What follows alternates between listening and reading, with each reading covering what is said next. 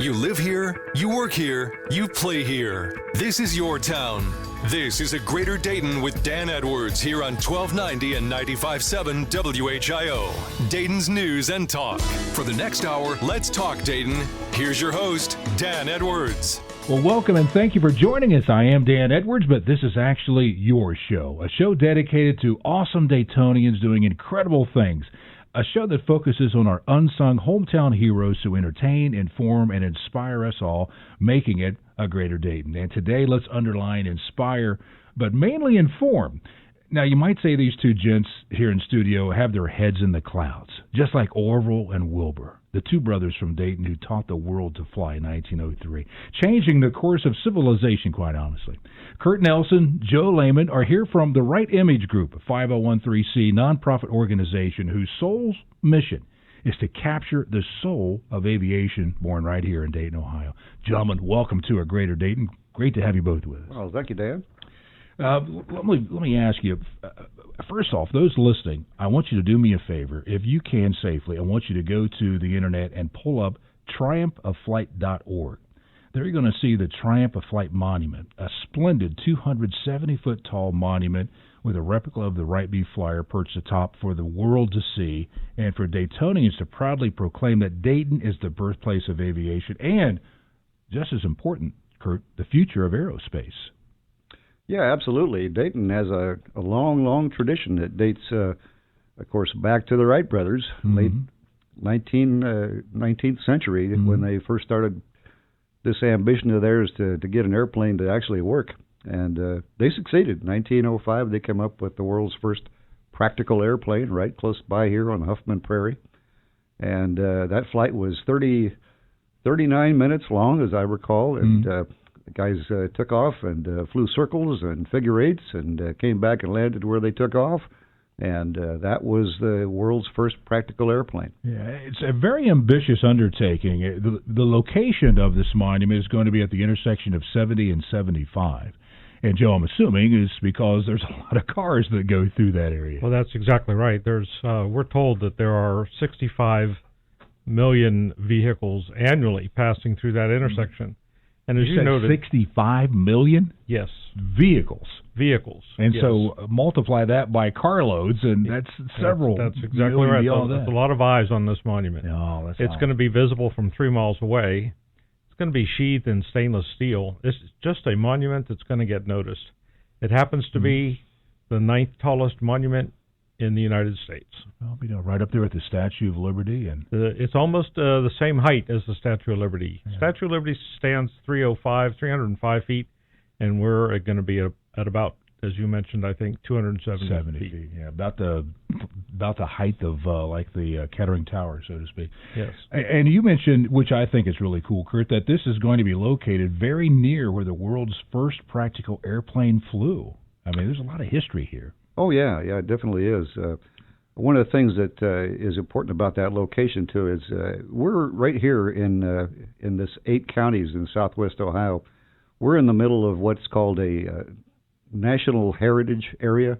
There's about 55 of those all around the U.S. They're all devoted to different things. There's one for canals, and there's one for mountains, and there's one for windmills. And this one is the only one that we've got for aviation. So this 8-county area here in southwest Ohio was called the National Aviation Heritage Area. And that's an indication of how much aviation heritage there is. We've got an organization called the Aviation Heritage Foundation, which it does business as NAHA. That's that acronym, which is sometimes kind of confusing. But they're doing business as NAHA. There's 16 organizational partners to NAHA. We're one of them. The Right Image Group is one of those 16.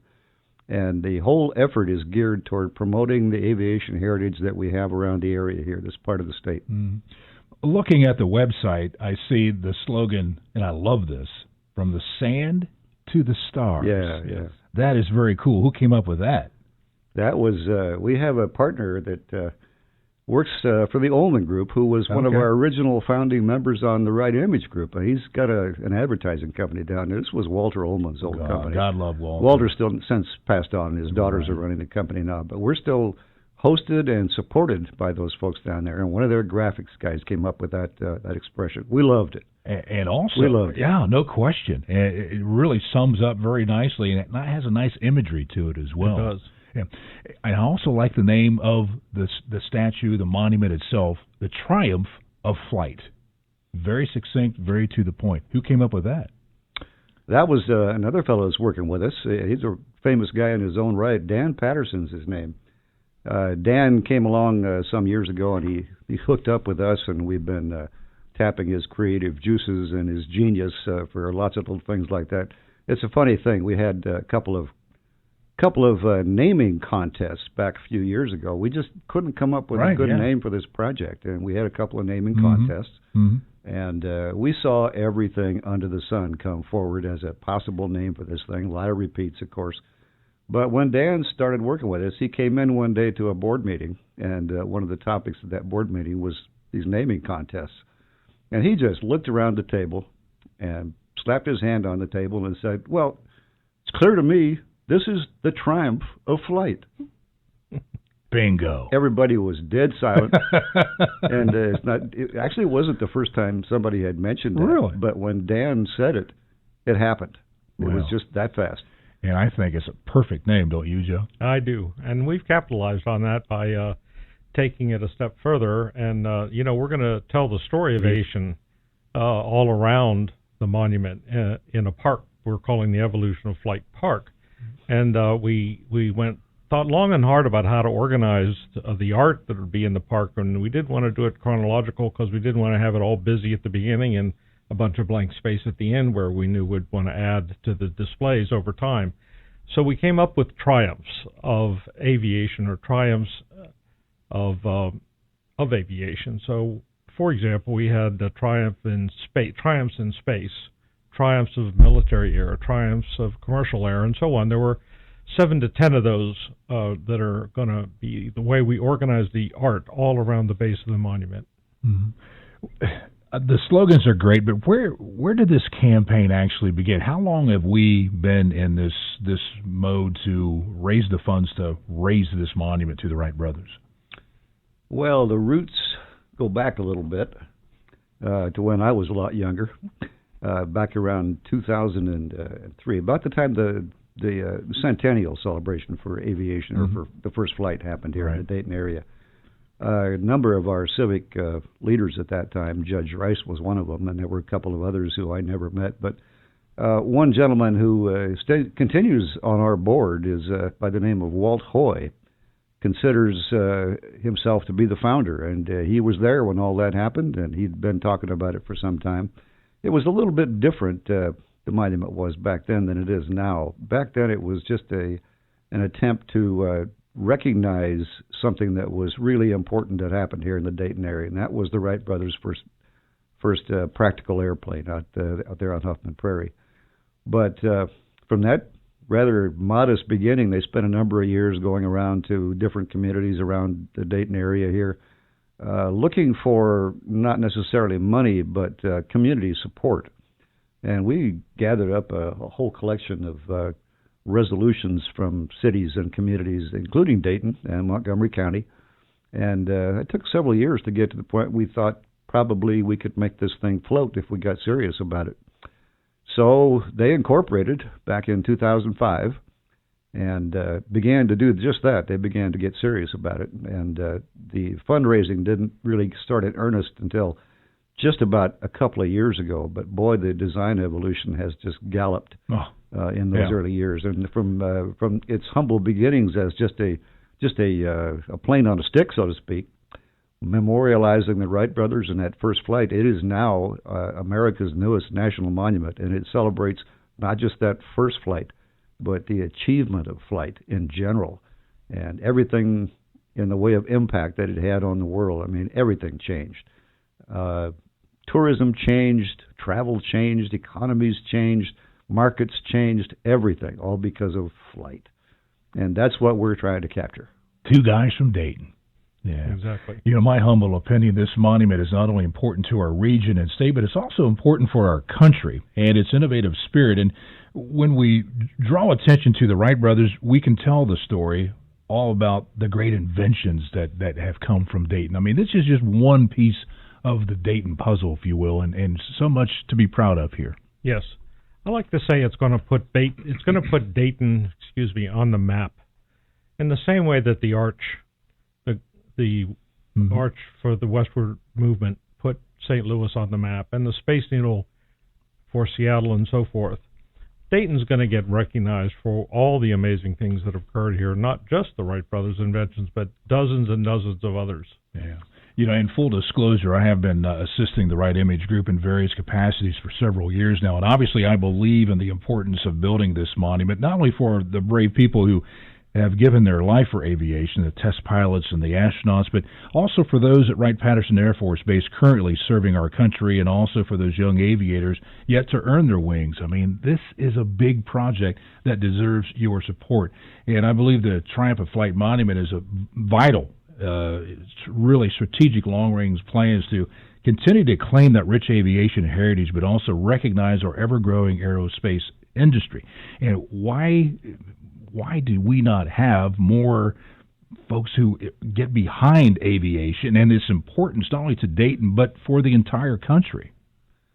Well, that's kind of a mystery to a lot of us. But on reflection, a little side story here. When I was just out of college, I went back to New York City and rendezvoused with a friend that I had made there in college. He was a New Yorker, and he'd gone back there after school, and we hooked up for one night there, and I said, I would really like to go see the Empire State Building. So this guy, his name was Pierre, he said, well, I'll have to find out how we get there and whatnot and how you get up in it. And I said, haven't you ever been there? I'll be darned. And he said, oh, he'd never been to the Empire State Building. Crazy. And there's a principle involved here. I think when you're grown up, when you've grown up and lived around something as famous as an Empire State Building or an aviation heritage like we have here in Dayton, you just kind of take it for granted, and it's not a big deal. So a lot of people around Dayton don't think it's a big deal, but boy, we're trying to make it into a big deal. Absolutely. Listen, just ahead on A Greater Dayton, more with Curt Nelson and Joe Lehman from Right Image Group and their mission, the Triumph of Flight Monument. Will this $22 million project ever get off the ground? Well, you might be surprised to find out who's already on board. This is A Greater Dayton with Dan Edwards here on 1290 and 95.7 WHIO, Dayton's News and Talk. You're listening to A Greater Dayton with Dan Edwards here on 1290 and 95.7 WHIO, Dayton's News and Talk. Well, welcome back, and thanks for hanging out with us. This is a show about our cool community, celebrating Daytonians who inspire, entertain, and inform. And today, underlined inspire. Curt Nelson, Joe Lehman from the Right Image Group have landed on A Greater Dayton. Welcome, boys. Great to have you. Well, thank you. Curt and Joe, great to have you with us. And I remember the first time, when you see the Statue of Liberty, and only if you've only seen it in a selfie, it's still awe-inspiring. Or how about when you saw the St. Louis Arch for the first time? Well, our new Triumph of Flight Monument here in Dayton will have the same impact. At the corner of 70 and 75, a lot of people are going to be awestruck by this monument as they drive by, hopefully stay a while. The $22 million monument is a tribute to the Wright brothers and their amazing invention, the Triumph of Flight. 270-foot glimmering tower, cradling a replica of the Wright B Flyer. 27 stories tall, nearly the height of the Kettering Tower, the Stratocache Tower. Exactly. But it's going to be stunning, don't you think, Joe? I am so excited. I'm not a native Daytonian. I came here about it's close to 10 years ago now, I believe. I read about this in the newspaper, and my background is aviation. I was a pilot in the military, and I put that article down and said, there's just no way I can live in Dayton and not be a part of putting this monument to aviation up. I think it's long overdue. I think aviators, entrepreneurs, engineers, all the people who make this happen deserve recognition. Yeah, and who was the designer on this? Well, we've got a local business here. A fellow named Steve Brown, who was the son of a former aviation enthusiast and also a former architect. Steve has a company called Brown and Bills Architectural Company. Mm-hmm. He's got a partner. And Steve was one of the first founders that got involved in this thing with the design. and he has been with the project ever since that first design. He's still with us now. He's still active in business, and he's doing all of this largely so far pro bono. And I know you have it, you kind of travel around with a replica of what it's going to look like. And what's some of the responses that people give you? Well, that's a great question. We were just at the Festival of Flight, in fact, this past Saturday, and there was a lot of interest. It's the model itself is quite an eye-catcher, and people stop and want to know more.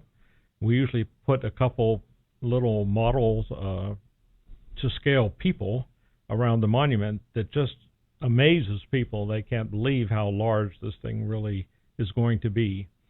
So it's an eye catcher. It's a little hard to move around, I will say that. And so we haven't ventured much out of the Dayton area because it's a beast to move around. But we're trying to think of ways we can get some facsimiles of the model out beyond the Dayton area. Well, you talked about you'll be able to, I mean, it's so tall, you'll be able to see it on 70 and 75 for like 3 miles out, exactly. Right?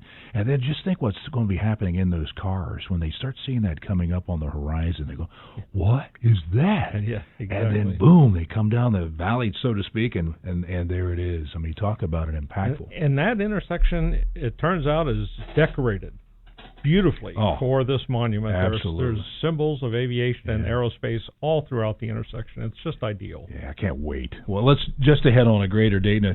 At $22 million, the Triumph of Flight project comes with a pretty lofty price tag. And just ahead, Curt and Joe map out our fundraising flight plan. This is a Greater Dayton with Dan Edwards here on 1290 and 95.7 WHIO, Dayton's News and Talk. You're listening to A Greater Dayton with Dan Edwards here on 1290 and 95.7 WHIO, Dayton's News and Talk. All right, welcome back, and thanks for hanging out with us. I'm Dan Edwards, and I'll be your pilot today here on A Greater Dayton, a show that highlights Daytonians who inspire, entertain, and inform. And like millions around the world, I've been inspired by the Wright brothers, two Daytonians who pondered flight, persecuted for it, but persevered and perfected powered flight. Well, I can't interview the Wright brothers, but I can speak to two Daytonians who are trying to keep that Wright spirit aloft. From the nonprofit Wright Image Group, a volunteer group in an aggressive attempt to raise funds to erect a marvelous monument at the corner of 70 and 75, the crossroads of America.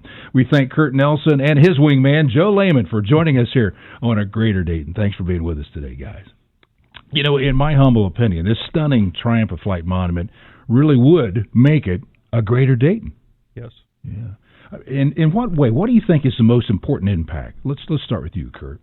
What will this Triumph of Flight monument do for this community? Well, what do you hope it will do? Well, we deal with a term we call branding. It's pretty commonly used in business and other activities around the country. Branding, in my mind, is what you do when you create an image that pops into people's minds when you associate something with it. You get a brand on St. Louis, for example. It looks just like the St. Louis Arch. You get a brand around the New York harbors up there. It looks like the Statue of Liberty. When we build this Triumph of Flight, it's going to brand the Dayton area. When you see that monument, you're going to think of Dayton, Ohio. It's going to work like that. That's why we call it an iconic monument, because it carries with it a lot of associations that follow the brand, and Dayton and that iconic monument are going to be forever linked. We're trying to make that linkage go a little broader so that it encompasses all of Ohio, not just Dayton. But that's one of the things that's going to happen. So, talking of brand, kind of a state that beat us to it was the First in Flight folks in North Carolina. Look what that brand has done for them. Because unfortunately, when you ask people from around the country, you know, you say, I'm from Dayton, and I'm birthplace of aviation. Really? Dayton? There's a birthplace of aviation? And so this is, I think, what you're talking about. Let's put a little emphasis on our brand, right? Yeah, that's about it. We have a little back and forth, of course, with North Carolina about that first flight. But our point of view on that thing is that was a very important step taken in the development of an airplane, was to go down to Kitty Hawk like the brothers did. And they actually made that first powered, sustained, controllable flight on the sands of Kitty Hawk. And there's the genesis of that expression, from the sands to the stars. But that was a side trip for them. I mean, that was something we would call today in the military acquisition process, for example, which I have a background in. We'd call that a proof of concept. They had an airplane with a brand new motor on it. They went down there to Kitty Hawk and they put it on a rail and launched it, and it flew for a little while. It didn't do any turning to speak of, but they were able to control it. But when they came back up here to Dayton, it was 2 years of solid development work here in Dayton that they had to put in before they had that world's first practical airplane. So we don't have any real issues with North Carolina. That was a very important thing, and North Carolina is right to claim it down there. But it was only sort of the birth of aviation. Right. Well, there's no question that North Carolinians were a big part of the success of Orville and Wheeler during some really difficult summers, difficult winters when they would crash the plane. They helped them restore it, and they did their part too. But certainly the sweat and the toil and financing, much of it came from Dayton, Ohio. Right. Well, when you get a chance, if you're listening right now, I want you to go to triumphoflight.org and check out the website. The 3D model of the monument is stunning, but it's really more than just a monument, is it? I mean, it's really telling the story of not just the Wright brothers, but about aviation and some of the triumphs there, isn't it, Joe?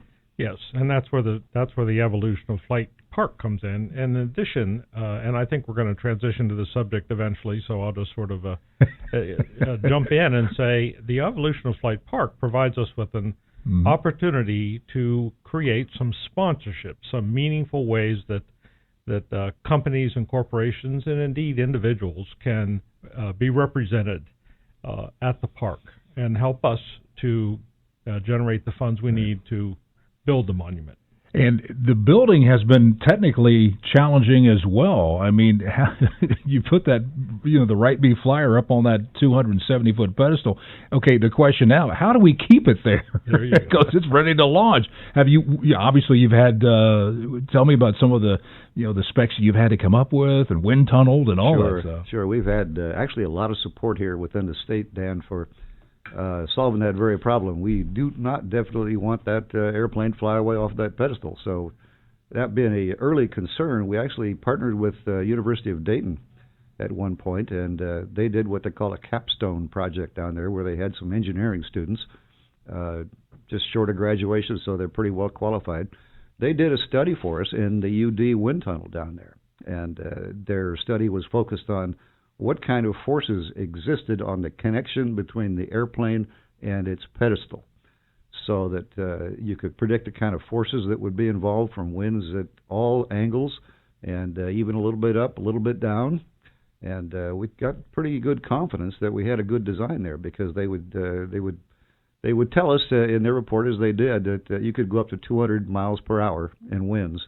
And that thing would stay on the pedestal where it was supposed to be. It wasn't going to fly away. Now, 200 miles an hour, that's pretty good wind, and that's a definition of a Category EF5 tornado. I'm not going to tell you here today that this airplane will stay on a pedestal if it experiences a tornado. Yeah. But you put 200 miles per hour wind on any aspect angle of the model, it'll be fine. Yeah. We also went to the Ohio State University. We got hooked up with NASA Glenn at one point there. They were interested in helping us out to some extent. We had a lot of subject matter expertise and engineers up there that got interested in the project. We didn't have to pay them any money, but they helped us get hooked up with the Ohio State University. Same kind of a deal as with UD. Aero engineering students did a similar capstone project for us up there. They had a bigger wind tunnel, and they ran the same kind of study on a bigger model. And again, we came out with high confidence that our airplane is going to be just fine. And we had NASA engineers backing up the analysis of that data. So we're pretty comfortable. We've got a good design on that right now. And then during the wintertime, you have to have it heated so it doesn't build up ice. Well, that's one of the things we're kind of debating right now. Heating is going to be a expensive and difficult thing to do. We've got a design that may be okay without heating. We've got mesh, for example, on the airfoils, and ice should not build up to the point where it's going to be a problem that you have to melt it off. It can slough off gradually, melting and be retained by that mesh. that's something that we have yet to design and finalize on. But that's downstream. Yeah. Go ahead, Joe. I have an interesting little sidelight or additional point on that topic. Even the casual observer, maybe not a pilot, but most people have noticed that wings have a certain arch or a certain curve to them, an upward curve, and then they taper off. And that's how lift is created. And so one of the techniques we're going to use to help keep this aircraft in place is the wing. It won't be noticeable from the ground, but the wing will actually, instead of having an arch and the possibility of creating some amount of lift, it'll actually have a little bit of a dip, and that'll counteract any tendency to generate lift, and also reduce the opportunity for large sheets of ice to form and then blow off. You know, you've raised awareness nationally for the importance of this monument. I mean, of course, here locally, but you're really trying to reach out nationally, aren't you, Curt, for fundraising opportunities? Yeah, we are. Joe is heading up what I consider to be a really, really fine effort to climb that fundraising mountain. Since Joe came on, we've launched our capital campaign. He's got a good strategy for getting with companies, big companies, national companies that are deep-pocketed and might be interested in more or less capitalizing on an opportunity to put their name out there on a monument that's going to be widely recognized, widely seen. Great marketing opportunity, but I'll let Joe talk more about that. You know, you've had the state of Ohio already pony up some money for this project. Yes, we do. About $250,000, if I'm not mistaken, is earmarked for the monument. Can I talk about the funding strategy a little bit? Absolutely. Trying to raise $22 million, it's fairly clear you're not going to raise $22 million just walking up and down the streets of Dayton and trying to interest people in contributing to this monument. You're going to have to get large corporations involved, and there's plenty of them. Our approach has been, prior to earlier than, say, a year ago, was to just go approach one at a time and say, wouldn't you like to make a donation? The problem is that there's risk associated with committing to a large sum of money, and there's a risk associated with being first. There's a certain satisfaction, but at the same time, there's a concern that what if I make a commitment? What if this word gets out and this monument doesn't ever get built, and then it looks like we funded something that just failed to develop? So we've come up with a concept called the inaugural consortium, where we've approached 5 to 7 companies and said, wouldn't you like to be a part of this monument and help raise the money we need? And we promise to keep the names of those companies at the onset private or confidential, and so we reduce the risk because there's no recognition initially. The other technique we use to reduce the risk is that we're only asking for a pledge. We're only asking for a commitment to fund, because for 2 reasons. One, that reduces their risk still further because they really haven't risked anything financially until we do have the funding to build the monument. And it also reduces the risk of being perceived as being out there all alone, having made a commitment, and then having maybe potentially see it fail. So that strategy seems to be panning out. We have 2 companies that are genuinely interested in making a major contribution, and further, I think it's safe to say they're willing to help us approach other vendors or other corporations and to be proponents and for joining this inaugural consortium. It is tax deductible, correct? We are a 501c3, and I'm not a tax expert, so I say check with your tax advisor. But yes, contributions to the Triumph of Flight should be tax sheltered. Okay, and it is private funds. No tax dollars are being used in this. That's correct. Okay. That's our goal. All right, from sands to the stars, man. I've got a feeling that we're taxing out for some real success here. Real nice success for triumphofflight.org. If you want to make a donation, by the way, if you want to help. All right, just ahead here on a Greater Dayton, more on the Triumph of Flight Monument. If we build it, will they come? Adding up the tourism dollars this project could propel when we return. This is a Greater Dayton with Dan Edwards here on 1290 and 95.7 WHIO, Dayton's News and Talk. You're listening to A Greater Dayton with Dan Edwards here on 1290 and 95.7 WHIO, Dayton's News and Talk. All right, thanks for listening. Yes, this show is about our hometown heroes, people who entertain, inform, and inspire us all, making it a Greater Dayton. Well, it is about time to bring this episode of A Greater Dayton in for a landing, and we're talking aviation, preservation, and the heritage, the history, and a homage for our West Side Flying Brothers, the Wrights. The impact they had on civilization is worthy of reverence and remembrance in the form of a Triumph of Flight monument. Curt Nelson and Joe Lehman, along with dedicated volunteers from the Right Image Group, want this to become a reality at the corner of 70 and 75 very soon. A monument that could be a real destination for the 60, what'd you say, Joe, 65? 65, exactly. 65 million carloads of people intersecting the crossroads of America. And let's talk about tourism numbers. I mean, they see this monument, they have to pull off and look closer. What kind of numbers are we looking at, Curt? Well, to start off with, I'm going to give a shout-out to one of those enthusiastic volunteers that you just mentioned. There's a fellow by the name of Byron Kentner, who's a retired CPA, who has been on our board now for about 3 years. Byron has done an exhaustive study on exactly what you're asking about here, which is the impact of tourism. It's one of the best studies I think has ever been put together. It's just about to come out into wider public view. We're going to use it as much as we can with donors, especially around this area. But Byron's numbers, and he's got these kind of bracketed because you put people off when you tend to be specific about how many people are coming. As we have done in the past, we said, well, there are going to be 20 million people come to see this thing. And that's hard for a lot of folks to swallow when they hear numbers like that. So Byron has taken a very conservative approach on this thing, but he's categorized four specific impacts. First of all is spending on the part of tourists, and there's all kinds of tourists. There's just area visitors, there's aviation enthusiasts, and there's people that just pass by and see it on the highway and want to get closer to it. But all of those people together are going to spend, according to our very conservative estimate, between $23 and $41 million a year, all around the area here. That's an average of $32 million a year. If you just pump year in and year out, that's an average of $32 million a year.